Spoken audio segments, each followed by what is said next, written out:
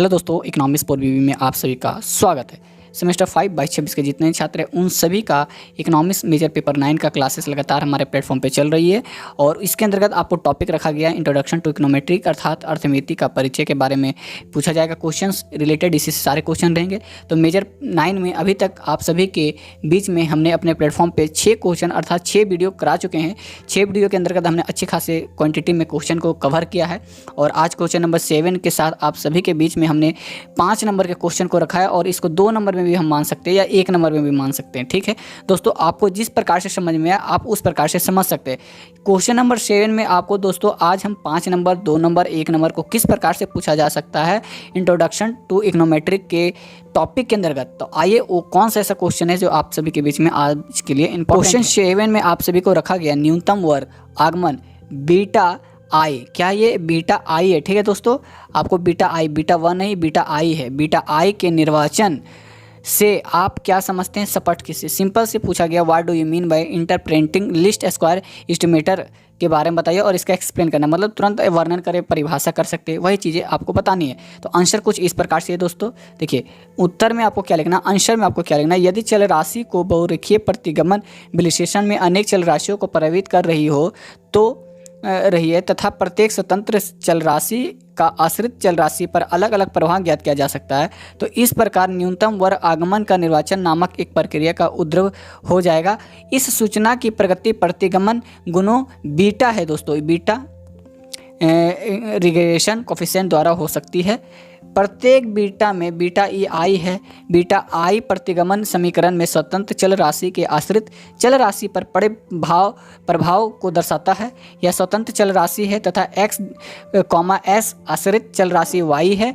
इस प्रकार बीटा आई में परिवर्तन होने के प्रत्येक स्वतंत्र चल राशि आश्रित चल राशि में अनुमित परिवर्तन का प्रदर्शन करती है। अर्थ आश्रित चल राशि में परिवर्तन आई स्वतंत्र चल राशि में परिवर्तन है। ठीक है, उसके बाद आप सभी को बतलाया गया है, ध्यान देंगे, आश्रित चल राशि में परिवर्तन को हम डेल्टा ई आपको हमने पढ़ना है डेल्टा वाई अंडरस्कोर आई से प्रदर्शित करेंगे तथा स्वतंत्र चल राशि को हम delta multiply x underscore i से प्रदर्शित करेंगे अथा beta i equal to delta y underscore i by delta x i delta x underscore i के माध्यम से हम देखेंगे दोस्तों। ठीक है, मान लीजिए कि हमारा समीकरण निम्न प्रकार के हो सकते हैं। पहला इसमें देखिए, पहला हो सकता है y 75 प्लस 0.3 x अंडरस्कोर आई माइनस 0.i ईटा लंबा हो सकता है यथा x अंडरस्कोर भी इक्वल टू एक्स आई जे चालू कीमत स्तर है।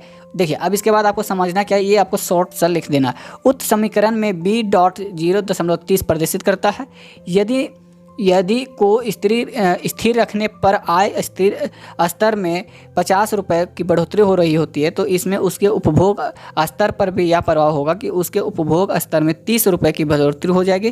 प्रस्तुत स्थान पर संदिग्ध उपभोग प्रवृत्ति कहा जाएगा। इस प्रकार बीटा अंडरस्कोर 2 0/10 का दर्शाता है। यदि स्थिर रहता है तो कीमत स्थिर स्तर में 100% की वृद्धि होगी तथा उपभोग में 10% की कमी आएगी दोस्तों। तो इस प्रकार से हमने 5 नंबर का यह क्वेश्चन बतलाया, या हो सकता है आपको 1 नंबर में यह पूछा जा सके या 2 नंबर में इस क्वेश्चन को पूछा जा सकता है। बहुत ही शॉर्ट है, ज़्यादा लंबा नहीं है, बस समीकरण थोड़ा याद रख लेना, आपको किसी प्रकार से इस तरह से देख लेना और याद रखना। यही समीकरण है दोस्तों न्यूनतम वर्ग आगमन का। और बीटा वाला क्वेश्चन तो हो सकता है इसमें पूछा जाए क्योंकि अभी तक हमने जितने भी क्लासेस कराए बीटा को लेकर बहुत ही ज़्यादा क्वेश्चन में इस्तेमाल किया गया, तो मे भी ये क्वेश्चन आ सकता है, तो आपको ध्यान रखना है। और इस वीडियो के अंदर किसी प्रकार की कन्फ्यूजन रहता है हमारे प्लेटफॉर्म पे कमेंट करके क्लियरिटी आप ले सकते हैं दोस्तों। तो आज लेते हैं, जय हिंद जय भारत।